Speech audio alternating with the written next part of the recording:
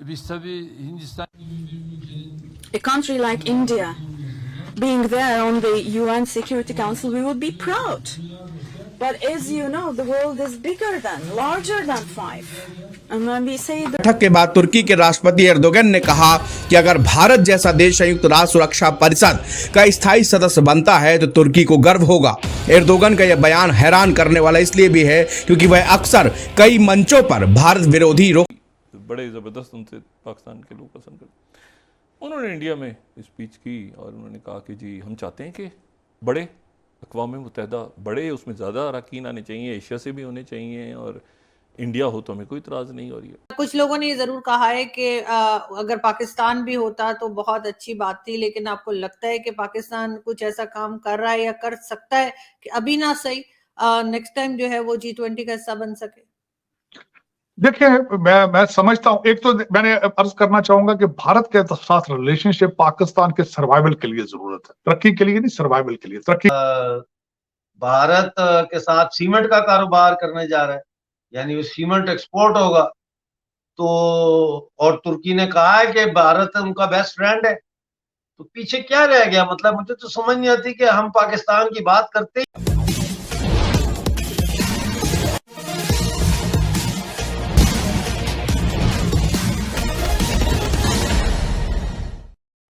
मुस्लिम दुनिया से पाकिस्तान को समर्थन देने वाला अकेला तुर्की था, लेकिन अब की बार G20 में आए तुर्की के राष्ट्रपति तैयब उर्दुगान ने भारत से माफ़ी मांग लिया है और उन्होंने यही नहीं, भारत को यूनाइटेड नेशन सिक्योरिटी काउंसिल में वीटो पावर सहित समर्थन देने का भी वादा किया है। आगे की कहानी सुनते हैं। के बाद अक्सर भारत विरोध बयान देने वाले तुर्की के सुर इस बार बदल चुके हैं। राष्ट्रपति रेसेप तैयब एर्दोगन ने यूएनएससी में भारत की स्थायी सदस्यता का समर्थन किया है।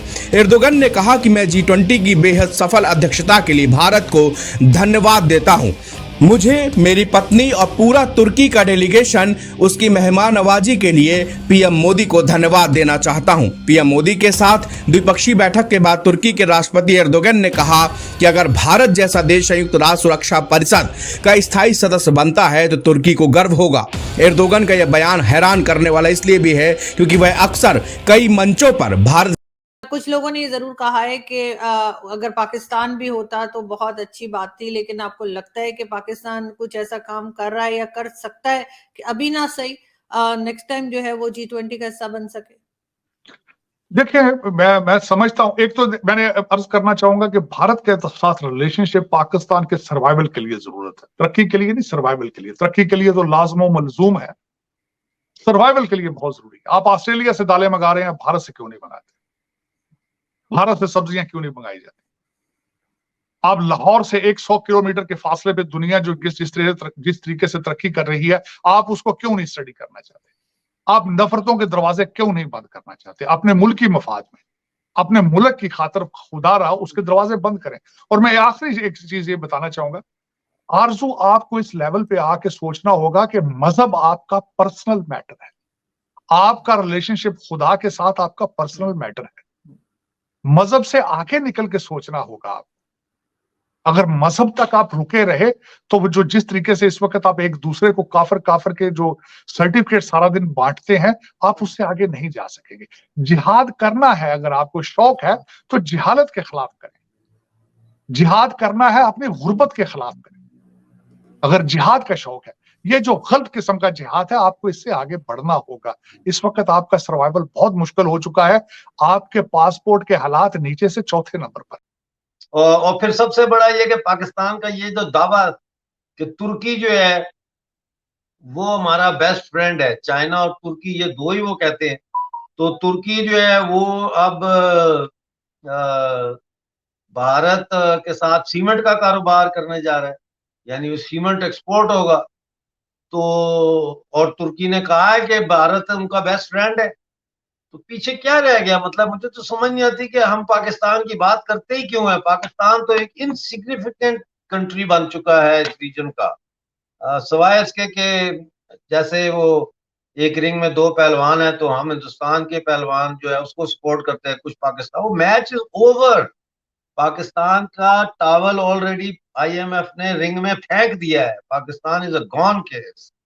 There's nothing left to discuss about Pakistan. अभी मुझे किसी ने जनाब ये बात भेजी, वो भेजा तैयब उर्दुगान, हमारे बड़े ज़बरदस्त पाकिस्तान का तुर्की दोस्त, और तैयब उर्दुगान से वैसे भी ज़ाती बड़े ज़बरदस्त उनसे पाकिस्तान के लोग पसंद करते। उन्होंने इंडिया में स्पीच की और उन्होंने कहा कि जी हम चाहते हैं कि बड़े अक़वाम मुत्तहिदा बड़े, उसमें ज़्यादा अरकान आने चाहिए, एशिया से भी होने चाहिए, और इंडिया हो तो हमें कोई इतराज़ नहीं हो रही है।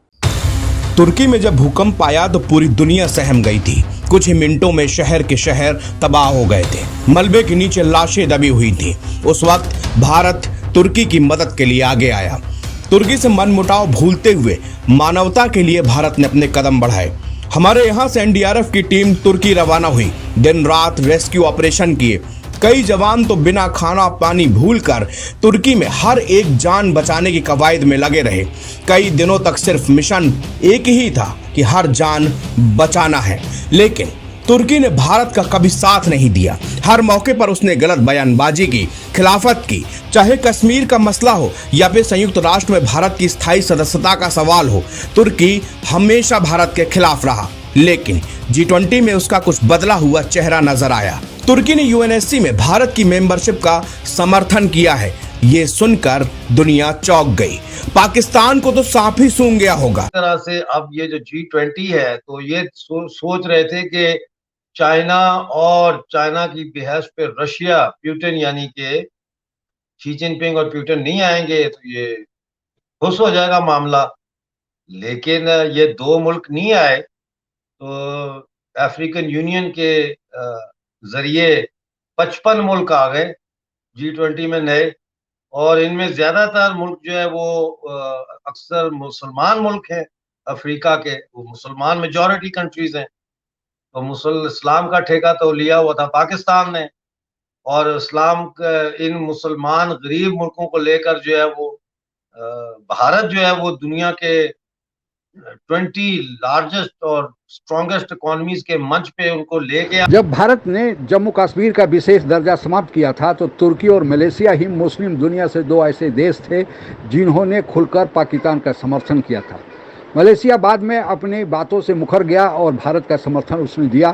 कहा कि भारत का खिलाफ करने में उसे थोड़ी गलतफहमी हो गई थी, लेकिन तुर्की बार बार भारत के खिलाफ कश्मीर के मसले पर पाकिस्तान का समर्थन दे रहा था। यहाँ तक कि भारत ने जब तुर्की में भूकंप आया, भारत मदद करने वालों में सबसे आगे था, लेकिन इसके बावजूद भी तुर्की ने यूनाइटेड नेशन में भारत के खिलाफ जम्मू कश्मीर के मसले पर पाकिस्तान का समर्थन दिया।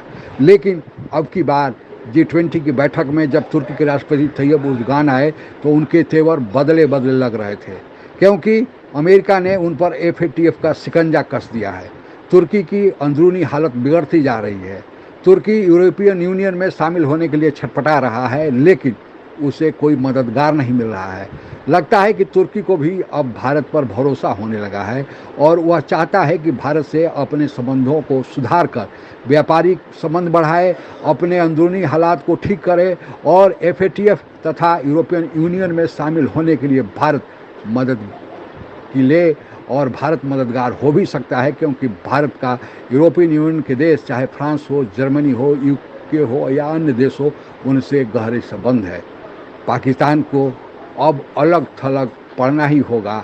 भुखमरी, गरीबी, जलालत और इसके बाद से मुस्लिम दुनिया का अकेला देश तुर्की ने भी लात मार दिया। अब पाकिस्तान कहाँ जाएगा?